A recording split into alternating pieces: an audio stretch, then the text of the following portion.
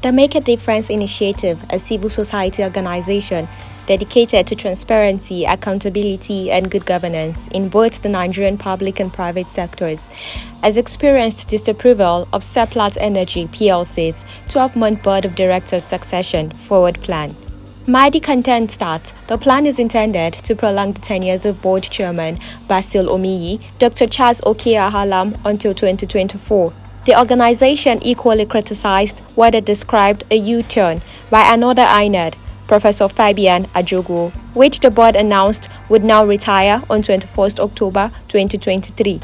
The CSO stated this during a press conference addressed by its executive director, Lemi Ugegbe, in Abuja on Thursday. Ugegbe said, "You would notice that emphasis has been on the fact that there is a Nigerian corporate governance code, and that code stipulates how conglomerates and companies like Seplat Energy PLC should run.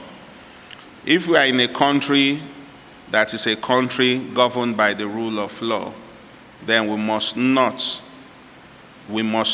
tolerate any form of infraction or disrespect to any of our statutes or provisions for the Good Governance Code.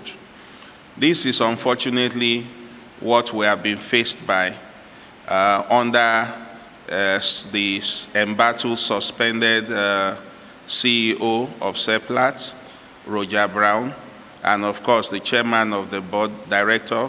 We are all witnesses to the fact that a lot of foreign nationals come into Nigeria, set up companies with the full cooperation of Nigerians and the Nigerian government.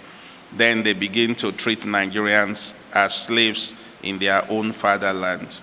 So it's important that we continue to put the pressure on the system to do the needful.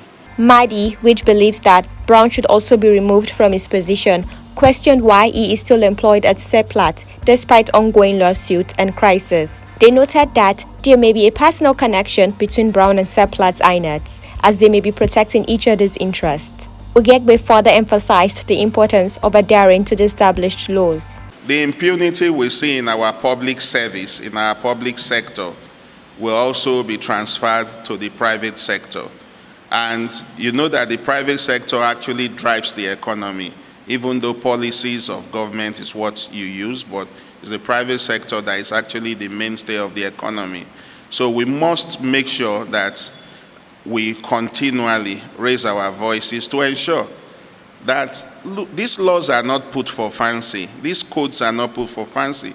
They are put because in the long run, it is what safeguards continuity of firms. It is what also assures that governance or corporate governance is being done at a level that is transparent and nobody is sitting in a board in perpetuity in order to cover wrongdoings from being exposed.